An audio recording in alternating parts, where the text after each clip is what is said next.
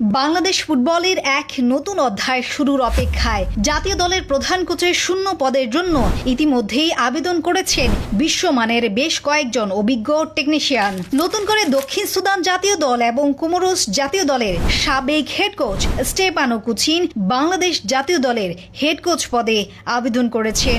স্টেপানো cuisine কাজ করেছেন Italian অনূর্ধ্ব 21 দলে। এছাড়াও আল নাসর, আল হিলালের মতো ক্লাবে কাজ করার অভিজ্ঞতা আছে। ইতালিয়ান ট্যাকটিক্সের ছোঁয়া পেতে চাইলে স্টেপানো কুচিন হতে পারেন সেরা পছন্দ।